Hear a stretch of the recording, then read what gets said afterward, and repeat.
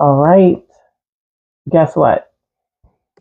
It's segment 2 time. Yeah, You know what that means. I'm already Pour feeling it. and confess. We've already poured. You are taking a nice sip. How you feeling, first of all? How do you feel? Like I'm about to get into some trouble. Trouble. No. This is a dangerous interview. Like, this is dangerous. Like, Nah. It's all informational. the stuff that comes into my brain. This is gonna be fun. Well, I have no comment for what comes This into is your gonna be brain. fun. Okay. Well, speaking of fun, I'm ready to confess. okay. So we're gonna get to the nitty gritty. Okay. All right. Mm, I'm gonna ask you some questions about Dom. okay. I'm gonna ask you some questions about the theme of the books. hmm You know, we're just gonna chit chat. Okay. So first of all, why do you think people are so drawn to Dom, even when clearly they know that he may not be the best influence? hmm I don't. He didn't show that. He doesn't show that. I think Dominic has with any man, and I think a lot of women can attest to this. You know, men don't really show who they are until like 3 or 4 months into the relationship. So whoever you meet first is typically not who they are until either you've gone through something or, like I said, 3 or 4 months into a relationship. Then you get to see who that person was. The thing about Dom is that he was really good about hiding some of his flaws, particularly the abandonment stuff, the trust issue stuff. Like he did a good job of hiding those things, and so um, a lot of women didn't get who he really was until it was too late. Well, that's sad. Why do you think Dom wanted, the love, control, or do you think he was just seeking an understanding? I think he wanted understanding. I think, but he wanted understanding, but he used control most of the time to try to get it because he wanted to. At the end of the day, he was trying to protect himself, right? And I think a lot of people can, you know, relate to that. You want to protect yourself as much as possible, and you are leaving yourself open to some of the things that could happen to you. Um, but I think with him, I think he just wanted to be understood, um, so that he wouldn't get hurt. Now you know fallback to that was women didn't understand, and then they end up being unalive because they didn't understand what he was trying to do or the love he was trying to give. So Yeah. yeah, In other words, poor Dom. yes, poor Dom. Poor Who do Dom. you think is the most dangerous character in your series? Because obviously we would automatically be like, "Oh, Dom," but as the writer, who do you think is the most dangerous? Uh, I would put CJ. I would put CJ. Um, because he has the knowledge of his father, right? And I think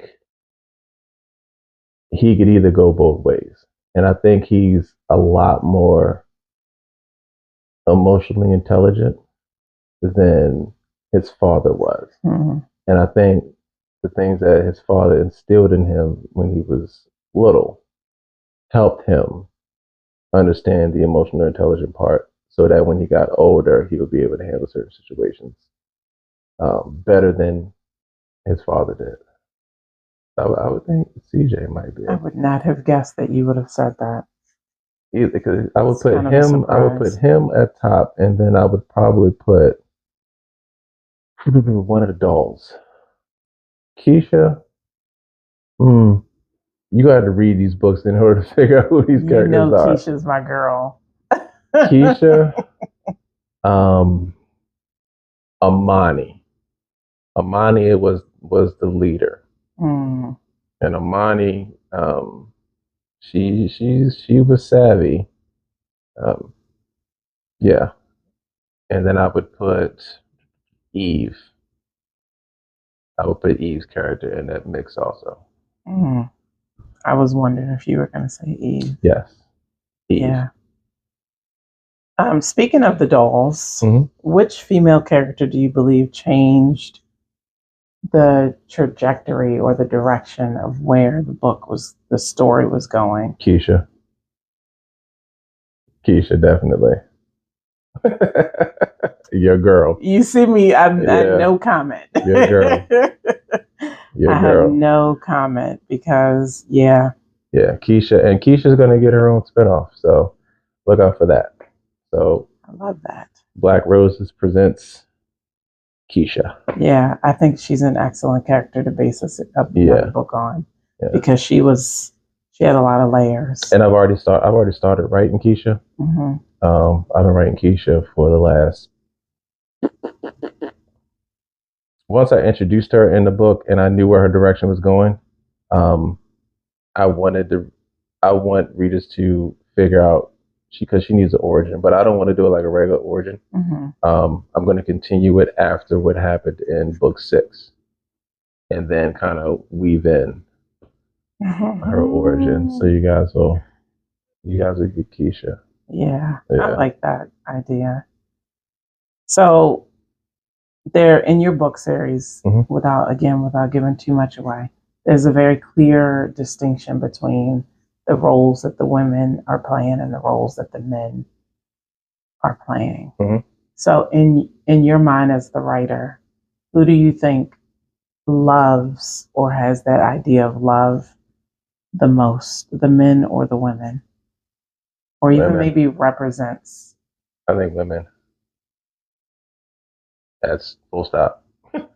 Women. Yeah. Yeah. All right. I like that. I agree, of course. Lord have mercy. I won't go into it, but I agree. I think men don't. I think we. It takes us a while to figure it out because we're more, visual, and women are more on the emotional side. Not saying that it's a negative thing, but I think because women tap into those particular things, and it's not necessarily basing it off the sex, which we are full steam ahead on sex. Um, I think women are looking for other things to fall in love with. Yeah. And I think men, because we're not necessarily getting the physical, they kind of fall by the wayside. And it's got to be more than physical. And I think women show that a little bit more. Yeah, and I think you did a really good job in the series with kind of breaking down the miscommunication that happens when one doesn't understand the other, when the women and the men are dealing with each other. Yeah. Which I think is a very common topic and issue in terms of love and control and relationships. And so we already know that a lot of the book, you said it yourself, is based on some of who you are as a person. So in the series, who do you think,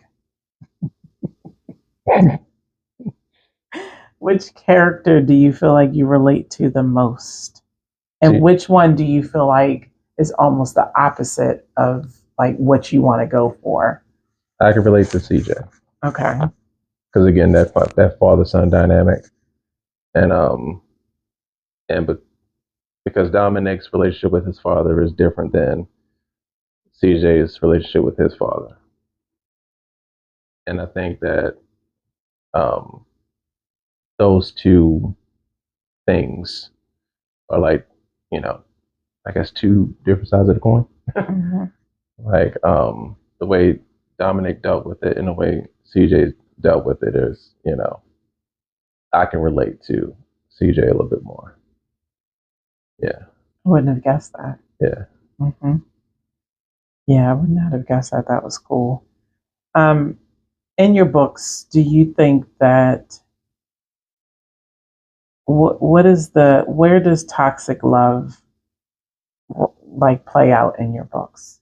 Like, what's the role with toxic love in there? Because do you think you're exposing or sharing with people toxic love or like a healthy love? Both. I think it's both, and I think it's holding a mirror up to society nowadays. Um, and even if people, can see themselves, in the relationship, it ain't gonna change anything. People are gonna be toxic anyway. True Um, facts. yeah, but I think I wanted to not necessarily expose it, but just hold the mirror up to um, certain things. I like that. When you were writing, were you writing from an aspect of like, I want people who read this to see themselves in some of these characters? Yeah, especially with a lot of the things that I wrote about. Like, I mean, I wrote about the Boy Scouts of America and what happened with with all of those kids, and I don't think anybody even thought about the wife of the husband who was involved in that, right? Mm-hmm. And one of the characters in the book, she expressed that and how hurt she was. I don't think anybody, and like, who fathoms that? Like, Yeah. who thinks about that stuff? I Yeah. do, because I was like, well, what happened with the wife, and what are her thoughts and her therapy and things that she had to go through in order to get past that stuff. With Yeah. abused women, like, their mental behind that, the things that they're going through, who are they talking to? How are they dealing with these certain things? So I definitely wanted to, shine a light on that. Yeah, you definitely did a great job of like the wife and then like the side chicky type of thing. Yeah. Like, what is everybody going through at that time? Mm-hmm. Yeah. So, one of the other things that I wanted to make sure I noted that I was really impressed by was how you, speaking of the reality of it, you added things like HBCUs and the DC Sniper and Mm-hmm. a couple of like real world Yeah. events and happenings. Why was that so important to you to make sure you put that in the series? Not only timeline, because I thought that was a clever way to, grasp the times that we were in. Um, but I think it was also important because those things affected me personally. Mm-hmm. Even with 9/11, I didn't even, I haven't spent it on that, but I remember driving home from college. Like, I was going to my girlfriend's house in college, Mm-hmm. and it was on the radio. I thought it was a joke with a DC Sniper. Like, I was living in Rockville. like Right Like, there. he was shooting around us like in that area. Run the So zigzag. yeah, and it was like I was pumping gas like this. It was I mean, crazy. we're laughing at it, but it was not funny It at that was not moment. funny, and it was Nah, it those wasn't. things, and the way that I wrote it, and merged that what happened and with the character. That it was funny. Yeah, It was you did a definitely great funny. job of like Yeah. putting in the real, and it does. It makes it feel like it's actually happening. Yeah, and with the HBCUs, it's education. Um, I think I wanted to show that Black authors are smart. We can write with some substance. It doesn't have to necessarily be drama, drama, drama. Mm-hmm. Um, we can do both. And I wanted to show that in the series also. Um, and that also goes with Dominic as a character. It's he's a black serial killer. Like, how many do you know? I'll wait. Okay. So, because serial killers are portrayed as intelligent, and black people aren't, right? And serial killing is supposed to be uh, an intelligent crime, you know, and Yeah. white people do. Yeah. Not necessarily. So it's a lot. Like I've dumped a lot in this series that kind of went over. I know probably went over. Some people said some people caught it and kept reading. So I did want to make sure that I brought those things out. Would you trust Dom? Did what? Date my Would daughter? you trust him? No. Hell no. Would you? And like as a person, if you knew him in real life, would you trust him? Like to be my homeboy? To be your homeboy, to just be a person that you're like, he's a good dude. um, that's tough. Yeah, because I think I'm a good person. I'm a good friend, and I wouldn't cross him. Now, if I knew some of the things that he was doing, I would Definitely probably don't be. cross him. I'm not going to snitch on him. I'm not going to snitch on him. Yeah, I mean, to date my daughter, probably not. Oh man. But my daughter, she's headstrong like me, so I would have to have a conversation with them. No Doms in her future. Yeah, conversation like, I'm gonna bruh, need you to take a little sip on that note. I need you to be patient with my daughter. Can we have a conversation? Yeah, you go ahead and take a sip to that one because that's Yeah. yeah.